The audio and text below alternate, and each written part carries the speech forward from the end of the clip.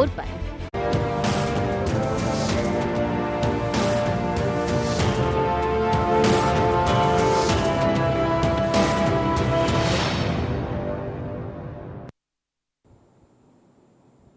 नमस्कार, बाखबर में आपका स्वागत है। मैं हूं राघवेंद्र सिंह। बाखबर में आज हम बात करेंगे मध्य प्रदेश में वर्षों पुराने पुलिस कमिश्नर प्रणाली के सिस्टम को लागू करने की बात। दरअसल ये देर आए दुरुस्त आए की तर्ज पर मामला है, लेकिन जो लोग इसके बिना रिटायर हो गए आईपीएस ऑफिसर, वो कह सकते हैं आए तो, लेकिन आप बहुत देर से आए।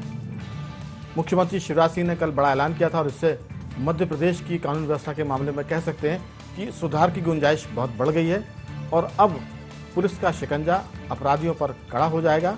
और इसके साथ साथ ये भी कह सकते हैं कि अब अपराधी पुलिस से पहले से ज़्यादा डरेंगे, क्योंकि गिरफ्तारी करने के साथ साथ अपराधियों को, अगर जैसे गुंडा तत्व हैं, 151 के आरोपी हैं, तो फिर उनकी जमानत का मामला अब जिला प्रशासन यानी एडीएम नहीं करेंगे, बल्कि पुलिस तय करेगी। होटल्स में, रेस्टोरेंट में अगर गड़बड़ी होती है, लाइसेंस का मामला है, अगर वहाँ गतिविधियाँ संदिग्ध हैं, तो पुलिस को अधिकार होगा कि वो उनके लाइसेंस को निरस्त करे या जारी करे। तो ये बहुत सारे मामले जिन पर हम विस्तार से बात करेंगे। इस पूरे मामले में हमारे साथ स्टूडियो में चर्चा करने के लिए मौजूद है 3 विशेष मेहमान। मध्य प्रदेश के वरिष्ठ पत्रकारों में शामिल रविंद्र कैलासिया जी, वरिष्ठ पत्रकार शशि केशवानी जी और सामाजिक सरोकार से जुड़े कमल राठी जी। आप तीनों का बहुत बहुत स्वागत है। रविंद्र कैलासिया जी, आपने वर्षों पुलिस की रिपोर्टिंग की है, फिर पुलिस मुख्यालय की भी रिपोर्टिंग की, और आपने देखा होगा कि कई अधिकारी पुलिस कमिश्नर प्रणाली लागू होगी इस उम्मीद में रिटायर हो गए।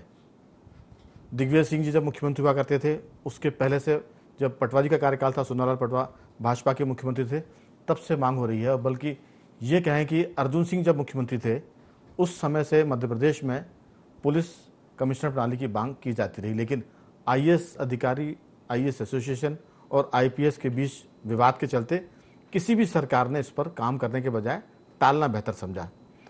हर बार पॉलिटिकल पार्टीज ने अपने घोषणा पत्रों में इसका उल्लेख किया कि अगर वो सरकार में आए तो बाकायदा इस प्रणाली को लागू करेंगे, ताकि पुलिस का महत्व पहले से बढ़े और गुंडा तत्व घबराएं या डरें। आपको लगता है कि ये देर से लिया गया लेकिन सही फैसला है? राघवेंद्र जी, ये जो पुलिस आयुक्त प्रणाली है, मैंने जब पत्रकारिता शुरू की थी उसके भी पहले से इस पर लगातार चर्चाएं होती रही हैं जी। यानी अर्जुन सिंह के समय जब पहला उनका कार्यकाल था, तब यह मुद्दा आया था और इस पर उस समय जो अर्जुन सिंह ने प्रस्ताव भी पारित कराया था, मगर ज़्यादा उस समय ज़्यादा इस पर बातचीत नहीं हो सकी। मगर दिग्विजय सिंह ने जरूर अपने दूसरे कार्यकाल में इसको जो विधानसभा में लेके आए थे और अपने जो घोषणा पत्र में भी इसको शामिल किया था जी। यह मुद्दा जो है 4 दशक पुराना है और इस पर जो है आईएएस और आईपीएस दोनों लॉबी जो है, कभी भी एक राय ना हो पाने के कारण, राजनीतिक इच्छा शक्ति ना होने के कारण, कभी भी इस पर जो अमल होने के पहले ही या तो इसकी भ्रूण हत्या कर दी जाती थी इस प्रस्ताव की, या केंद्र के पाले में इसको ले जाकर छोड़ दिया जाता था। बिल्कुल। केशवानी जी, एक बात और है, मध्य प्रदेश को छोड़कर देश के कई बड़े राज्यों में ये व्यवस्था लागू है। महाराष्ट्र और दिल्ली तो खैर मेट्रो सिटीज़ की हम बात करें तो बेंगलोर में भी है, हैदराबाद में भी है, चेन्नई में भी है। इसके अलावा और बड़े बड़े शहरों में इसको लागू किया है, औरंगाबाद जैसे शहरों की हम बात, लेकिन मध्य प्रदेश बहुत पीछे था, पुणे भी इसमें शामिल है। अब ये व्यवस्था लागू हो गई है। मैं एक बात तीनों साथियों से पूछूंगा कि अगर शिवराज सिंह चौहान इस व्यवस्था को लागू करने के पहले चर्चा करते तो शायद ये लागू नहीं हो पाती, क्योंकि आईएएस अधिकारियों का जो प्रेशर है वो बढ़ता और ये हमेशा की तरह फिर पीछे हट जाता मामला। एक झटके में जिस तरह से ये लागू की गई, अब थोड़ा बहुत विरोध होगा तो शिवराज सिंह चौहान इस मामले में बहुत, मैं कहता हूँ, पारंगत है लोगों को समझाने के मामले में। जब वो वोटर को समझा लेते हैं, बार बार चुनाव जीत जाते हैं, तो अधिकारियों को समझाना मेरे ख्याल से थोड़ी बात टेढ़ी जरूर होगी, लेकिन वो समझा लेंगे। और ये ज़रूरत भी थी मुझे लगता है मध्य प्रदेश की। भोपाल और इंदौर को कह सकते हैं कि इसके बाद फिर बाकी शहरों में भी लागू करने की बात होगी, इंदौर है, जबलपुर है, या जो संभागीय स्तर के उज्जैन की हम बात करें, यहाँ ये लागू कर सकते हैं। कुल मिलाकर सवाल वही है कि क्या देर से आए लेकिन दुरुस्त आए। इसके पीछे कई लोगों के मन में डीसीपी बनने की इच्छा खत्म हुई होगी, क्योंकि वो चले गए बेचारे, रिटायर हो गए। कई पुलिस कमिश्नर बनने से रह गए। आपको लगता है कि इससे व्यवस्था में बदलाव होगा और सच में पुलिस के ताकतवर होने से गुंडों में डर पैदा होगा और थोड़ी सी जनता राहत की सांस ले पाएगी? आपकी राय? राघवेंद्र जी, मेरी बहुत सारे पुराने अधिकारियों से बात हो गई। वो सिर्फ उनके दिल की जो बात थी वो यही थी कि मेहरबान आते आते बड़ी देर कर दी। तो देखिए, इसके ऊपर पहले बहुत चर्चा हो चुकी है, 40 साल तक मध्य प्रदेश में चर्चा हुई है। इसके ऊपर काम भी बहुत हुआ, हर चीज़ हो गई।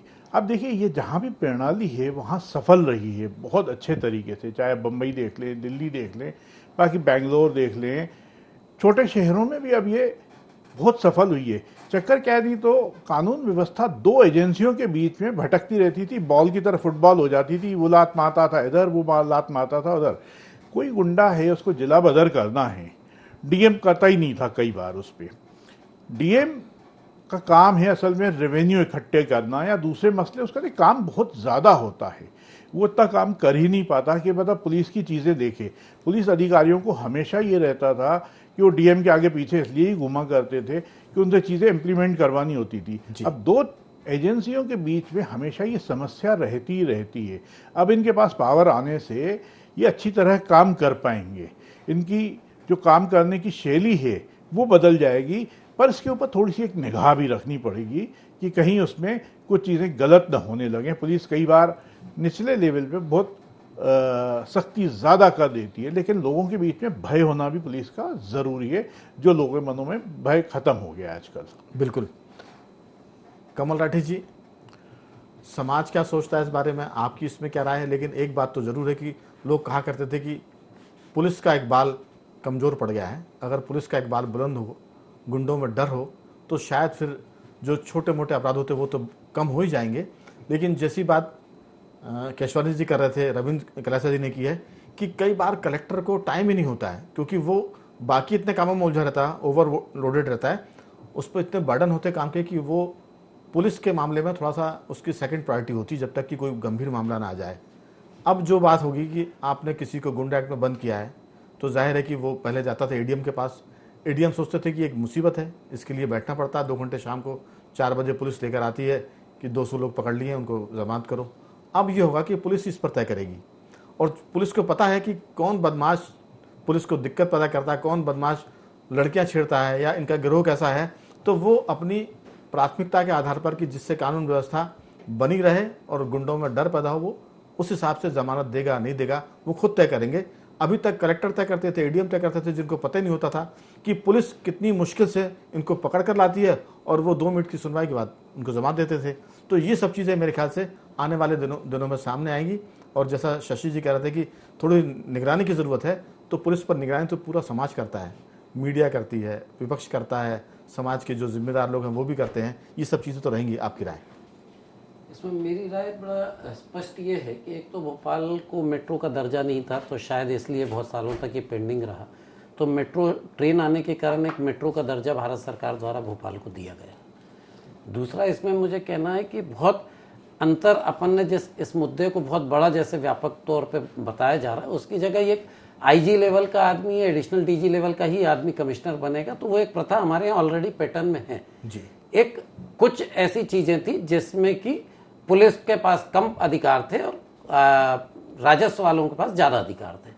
इस प्रणाली से एक फायदा, सबसे ज्यादा व्यापक जनहित का फायदा ये होगा कि आज राजस्व के जो न्यायालय हैं, जिनके पास राजस्व के मुकदमों का काम इतना ज्यादा है कि वो इसमें जब समय देते थे तो राजस्व के न्यायालयों के काम छूट जाते थे।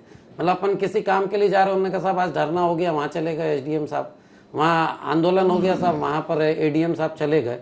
तो वो जो समय है, अब राजस्व न्यायालयों में समय ज़्यादा मिल पाएगा, तो व्यापक जनहित होगा। राजस्व में बहुत ज़्यादा मुकदमे हैं, राजस्व के बहुत ज़्यादा काम है, जिसको राजस्व अधिकारी ज़्यादा बेहतर ढंग से समय देके कर पाएंगे, समय सीमा में कर पाएंगे। ये चीज़ तो व्यवस्था ऐसी बन जाए, क्योंकि पटवारी से लेके कलेक्टर तक कहीं ना कहीं रोज शहर में बिजी रहता था, कहीं प्रोटोकॉल में बिजी है, अलग अलग जगह व्यस्तता बनी रहती थी। अब ये ज़्यादा अपने दफ्तर में समय दे पाएंगे। जी। दूसरा, इसका एक जो छोटा सा नेगेटिव एंगल मुझे लगता है जो सरकार उसमें सोच विचार करके ही कर रही होगी, तो उसमें यह है कि जब पुलिस वाला ही मुकदमा दर्ज करेगा और वही सुनवाई करेगा, तो यहाँ दो प्रणाली में यह था कि जो सेकंड सर्विस एक और थी, उसका एक सोचने का तरीका थोड़ा सा अलग हो सकता है जो पुलिस का तरीका उससे। तो हो सकता है कहीं अगर न्याय में 19-20 अंतर आता होगा तो उसका एडवांटेज उस मुजरिम को या वो आदमी जिस पे 151 की धारा लगी है उसको वो एडवांटेज कहीं 1% का जो मिलता था वो शायद मिलने में मुश्किल होगी, ऐसा मेरा मानना है। बिल्कुल। जहाँ तक भोपाल की बात है कि मेट्रो सिटी का दर्जा नहीं था इसलिए हो गई, या इंदौर की हम बात करें, लेकिन बीच में ये भी एक नियम आया, बहुत सी जानकारी हम जब इसको और पढ़ेंगे तो पता चलेगा कि जो शहर की आबादी 10 लाख से ज़्यादा थी वहाँ पर भी आप ये सिस्टम लागू कर सकते थे, और 20 लाख से जहाँ की आबादी हो। इंदौर 20 लाख से ऊपर निकल गया है, भोपाल 20 लाख के पास पहुँच रहा है, 10 लाख से ऊपर है, और 20 लाख के अंदर जो जनगणना की हम बात करें तो ये जो दोनों शहर हैं ये इसमें चूँकि इसकी सारी चीज़ों को फुलफिल करते थे, इसमें ग्वालियर भी आएगा, जौनपुर भी आएगा, आने वाले दिनों में हम उज्जैन की बात भी कर सकते हैं, उज्जैन भी आ सकता है, सागर भी इसमें आ जाएगा, छिंदवाड़ा का भी आगे पीछे सरकार चाहेगी तो वो कर सकती है। लेकिन सीधी सी बात है कि अपराधियों को हैंडल करती थी पुलिस और जमानत देती थी जिला प्रशासन या रेवेन्यू का ऑफिसर। ये वैसे ही होगा कि एक माँ जो है वो जानती कि कौन सा बच्चा बदमाश है, कौन सा शरीफ है। अब जब पिताजी आएंगे तो वह दोनों की पिटाई करेंगे या दोनों को प्यार करेंगे। तो अब इसमें कैटेगराइज मामला हो गया है, पुलिस को पता है कि किसको बंद रखना है, किसको छोड़ना है। और जहाँ तक मनमानी की बात है तो पुलिस तो अभी भी करती थी, आगे भी करेगी, कभी खत्म होने वाली बात नहीं है। ये डिपेंड करेगा कि वो अधिकारी कैसा है, उस थाने का टीआई कैसा है या हवलदार कैसा है। रविंद्र जी इसको और बेहतर तरीके से बता पाएंगे। जी, ये जो पुलिस आयुक्त प्रणाली में जो खामियां गिना रहे हैं आप लोग, वो खामी दरअसल अहम के टकराव की खामियां ज़्यादा नज़र आती हैं कि जो आईएएस आईपीएस के बीच में जो अहम का टकराव है उसके कारण जो दोनों पक्ष जो है अपनी अपनी अच्छाइयाँ बता रहे हैं, अपनी अपनी बुराइयाँ बता रहे हैं। मगर जनता जो है, जनता को जिससे लाभ होगा वो सिस्टम अंग्रेजों ने भी अपनाया था इसको, तो ये सिस्टम जनता के लाभ के लिए ज़्यादा, क्योंकि आज करीब देश भर में करीब 77 शहरों में ये सिस्टम लागू हो चुका है। केवल मध्य प्रदेश जो है सबसे बड़े राज्यों में मध्य प्रदेश बचा था जिसमें कि ये सिस्टम लागू नहीं है। बिल्कुल। इस सिस्टम की खूबियाँ ज़्यादा हैं और खामियां तो हर सिस्टम में रहती हैं। तो इसमें थोड़ी बहुत जो खामियां हैं उसका जो कहीं ना कहीं अपन उसको नियंत्रण करने के लिए कोई एजेंसी ऐसी बनाई जानी चाहिए, या तो मानवाधिकार हैं, कई तरह की एजेंसियां भी हैं इस तरह में, और मीडिया भी है। तो ये रविंद्र जी आपने ठीक कहा, मानवाधिकार अपने आप में इतनी बड़ी एजेंसी है कि पुलिस अब किसी के खिलाफ जाति कर पाएगी इसकी संभावना तो अभी भी कम थी, क्योंकि उनको मालूम है कि अपराधी को पकड़ कर लेकर आएंगे, उसकी पिटाई की तो वो 3rd डिग्री का मामला आ जाएगा और वो मानवाधिकार में चला जाएगा। तो कई बार पुलिस, हम सबको पता है, आप भी इस बात से इत्तेफाक रखेंगे कि कई बार पुलिस कहती थी कि हम अपराधी को पकड़ के लाते हैं, उनको चाय पिलाते हैं, फिर उनसे पूछते हैं कि भाई साहब आपने चोरी की कि नहीं की। अगर वो मना करता तो बोले हमारे पास कोई दूसरा रास्ता नहीं कि उसको हम पूछ सके डांट करके तूने चोरी की थी और ये अपराध किया था।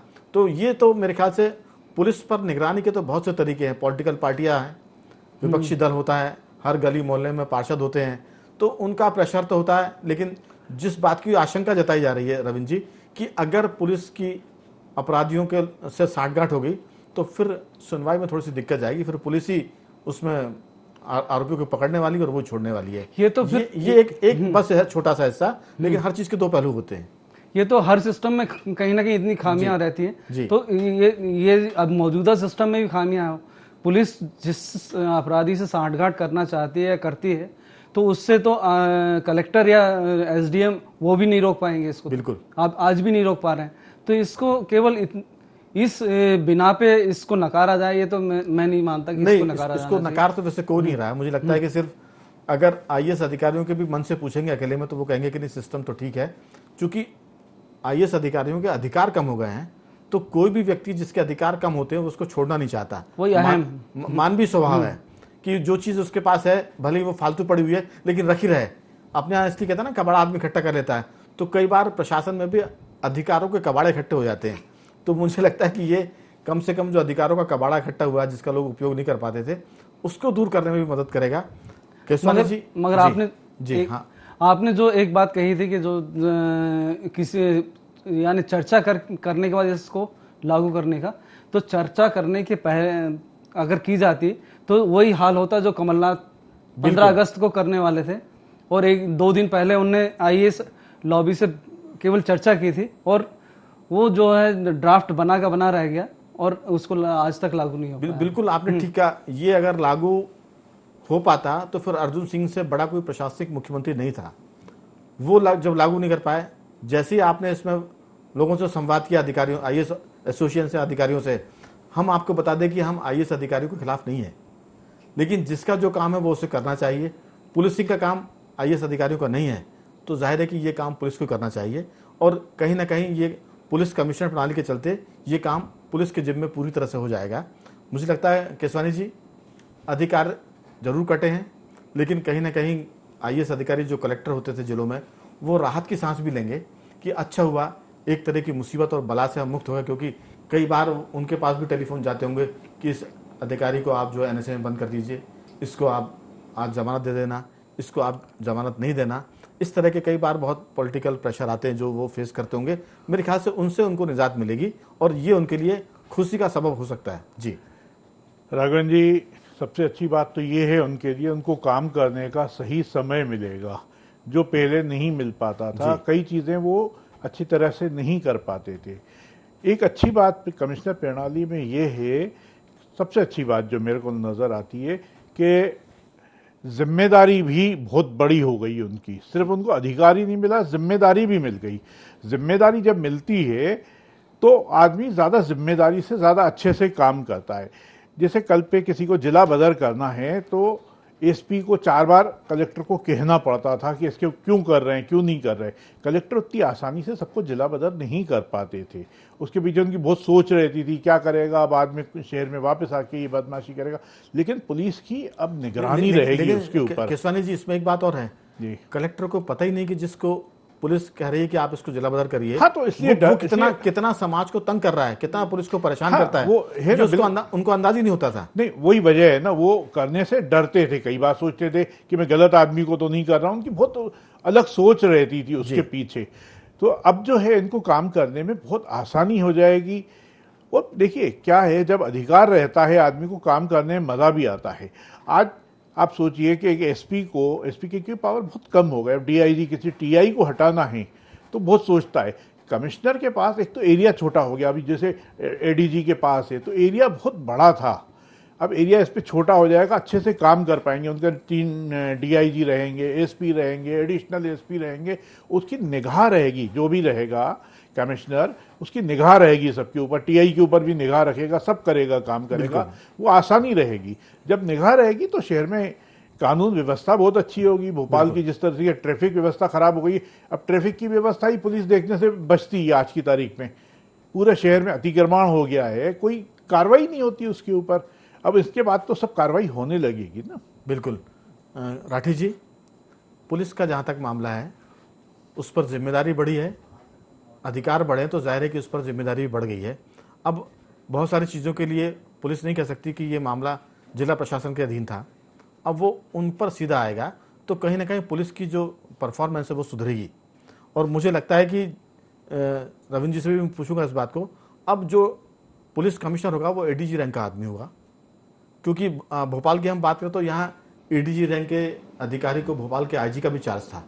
तो एक तरह से वो पुलिस कमिश्नर प्रणाली को अपरोक्ष रूप से यहाँ लागू भी किया जा रहा था। इंदौर में भी ये स्थिति थी। अब इस फैसले से होगा ये कि उसको एक तरह से शब्द मिल गया, उसको एक तरह से नियम कायदे के मुताबिक कानूनी जामा मिल गया कि भाई ये पुलिस कमिश्नर है। वैसे एडीजी रैंक का अधिकारी भोपाल की पुलिस को देख रहा था और इंदौर की पुलिस को भी देख रहा था। आपको लगता है कि पुलिस पर जब जिम्मेदारी, अधिकार बढ़े हैं, जिम्मेदारी बढ़ी, तो पुलिस का रवैया पहले से ज़्यादा संजीदा होगा, क्योंकि उस पर अब जिम्मेदारी के साथ साथ आरोप भी तगड़े लगेंगे। क्योंकि अब पुलिस ये नहीं कह सकती कि हमारे हाथ में नहीं है किसी को जेराबदार करना या रोकना। लोग कह सकते हैं कि सब कुछ आपके हाथ में है, तो ये इतना गंभीर आरोपी शहर में घूम कैसे रहा है। मुझे लगता है कि पुलिस के पास भी अब बहाने के रास्ते घट जाएंगे, कम हो जाएंगे। मैं बिल्कुल आपकी बात से सहमत हूँ कि पुलिस को अधिकार बढ़ा है तो पुलिस की जवाबदारी भी बढ़ेगी और पुलिस को निर्णय लेने की क्षमता और जरा निर्णय ज़्यादा बेहतर ढंग से और जल्दी आ पाएंगे।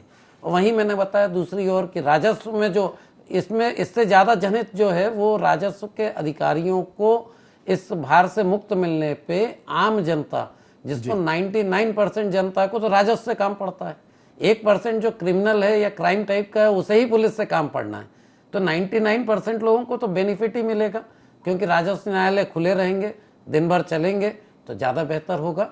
पुलिस के पास तो बहुत कम, और ये 151 और इस टाइप की धारा में तो ठीक है भाई, इसमें अभी ये हो जाता था कि किसी की आत्महत्या हो गई, अंतिम उसमें बयान लेना है तो वो अब तहसीलदार के घर जाता था, आता था, तो समय लगता था। अब वहीं सीएसपी बयान ले लेगा, उसी को वैलिड माना जाएगा। बिल्कुल। तो थोड़ा सुविधा तो आम जनता को, मतलब मेरे ख्याल से पुलिस की इस व्यवस्था से आम जनता को बहुत अंतर उसमें नहीं पड़ेगा, बल्कि फायदा ही मिलेगा। बिल्कुल।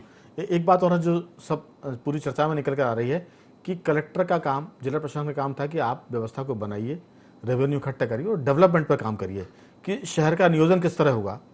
अब पूरा प्रशासन इस पर फोकस करेगा कि जैसे ट्रैफिक की बात हो रही थी, बहुत से मकान बन जाते हैं गैर कानूनी, उस पर बात हो रही थी, तो मुझे लगता है कि अब प्रशासन ज़्यादा सक्षमता के साथ उन कामों को कर पाएगा जिसके लिए वो बना है। और अब उसके पास भी ये बहाना नहीं होगा कि वो अपने सीएस को बोल सके, सीएम को बोल सके साहब कि हम तो, पुलिस वैसे भी काम के बोझ से दबी जा रही है, वो क्या क्या देखेगी। आपकी राय रविंद्र जी? देखिए, भोपाल और इंदौर की अभी आबादी जो है यानी 20 और 20 के अंदर और 20 से थोड़ी ज़्यादा है। जी। तो यहाँ पर जो कौन सा रैंक का अधिकारी कमिश्नर कहलाएगा, अभी ये तय करना है शासन को, क्योंकि मद्रास जैसी सिटी में जो है एडीजी लेवल का कमिश्नर है, तो यहाँ पर आईजी या डीआईजी इनमें इनके अलावा नहीं होगा। रविंद्र जी, जो जानकारी है अभी तक की, हालांकि उस पर अंतिम आदेश होना जारी है, लेकिन एडीजी रैंक का अधिकारी भोपाल का पुलिस कमिश्नर होगा और एडीजी रैंक का अधिकारी इंदौर का होगा, माने ये लगभग तय है ये जी। तो उसके अनुभव का लाभ जो एडीजी रैंक यानी कम से कम 25 साल की सर्विस हो जाती है। और अगर 25 साल की सर्विस है तो अभी जो एसपी यहाँ पर 8 या 10 साल के सर्विस वाले रहते हैं, उनके अनुभव और एडीजी के अनुभव में दोनों में जमीन आसमान का अंतर रहता है। तो उसका लाभ जो है कमिश्नर सिस्टम में पूरा मिलेगा, जनता को उसका लाभ सीधा मिलेगा और पुलिस कॉम्पिटेंट हो जाएगी और उसका जो दायरा है एडीजी का 8-10 जो 4-6 जिले करके आता है, और उसके बाद रेंज में काम अनुभव मिलेगा उसका, रेंज में काम करने का। तो इससे जो समस्याएं हैं उसके पास 20-25 साल में जो उसने अनुभव किया है, तो भोपाल और इंदौर की जनता को उसका सीधा लाभ मिलेगा कि उसको ट्रैफिक हो, चाहे अतिक्रमण हो या अपराध नियंत्रण कंट्रोल हो, इन सब पर जो है उसको जो उसने 25 साल की जो सर्विस में अनुभव किया उसका वो लाभ मिलेगा। एक अब चूंकि समय खत्म हो चला है, राघव जी एक बात कहना चाहूंगा जी। ब्रिटिश साम्राज्य में क्या होता था कि कलेक्टर जो होता था वो हमेशा अंग्रेज होता था, एसपी अधिकतर रखते थे भारतीय रखते थे, तो उसके लिए उसको पावर ज्यादा दिए थे, पावर उसके पास रहे हमेशा। देखिए आपके उस टाइम सारे निर्णय जो है कलेक्टर ही किया करते थे, एसपी को कोई पावर ही नहीं होता था। वो परंपरा आज तक चली आई, लेकिन समय बदल गया। एसपी इसलिए रखता था कि वो हिंदुस्तानियों को पीटने का काम एसपी करेगा। बिल्कुल। लेकिन एक आखिरी सवाल आप तीनों से, चूंकि अब समय खत्म हो रहा है, आपसे बहुत संक्षेप में उत्तर चाहूंगा। शशि जी, कह सकते हैं कि मुख्यमंत्री शिवराज सिंह चौहान अपनी चौथी पारी में निर्णय करने में थोड़ी सी बोल्डनेस दिखा रहे हैं। मैं एक उन्हीं का एक डायलॉग है, उनका उन्हीं का एक संवाद है। उन्होंने जब चौथी बार शपथ ली थी तब उन्होंने एक बीजेपी की बैठक में कहा था कि अब मैं जनता के लिए बहुत तेजी से काम करूंगा और जो बहुत कठोर निर्णय होंगे वो भी लूंगा। और ये कहते कहते उन्होंने कहा था कि मामा फार्म में है। तो मुझे लगता है कि क्या मामा फार्म में है मुख्यमंत्री शिवराज सिंह चौहान, और ये जो फैसला है ये मामा फार्म में है, शिवराज सिंह चौहान फार्म में है, उसी के बदौलत हो पाया। जैसा रविंद्र जी ने कहा, हम भी इस बात को समझते हैं कि अगर इस पर विचार विमर्श होता तो शायद ये मामला फिर उलझ जाता, जैसा पिछले 35 सालों से उलझता चला रहा था। राघव जी, आपने लिखा भी है आज ये कि मामा फॉर्म में है ना? तो फॉर्म में नहीं, फार्म में है। फार्म में, क्योंकि शिवराज जी का देशी अंदाज है, देसी अंदाज है। वो कहते हैं कि मामा फार्म में जी। तो बिल्कुल वो फार्म में है अपने, और बाहर जाती हुई बाल पे भी सिक्सर ही मार रहे हैं। जी। छक्के पे छक्का मारे जा रहे हैं, और इनका ये निर्णय बिल्कुल स्वागत योग्य है, बिल्कुल बहुत अच्छा निर्णय है। बिल्कुल। कमल जी, आपकी राय?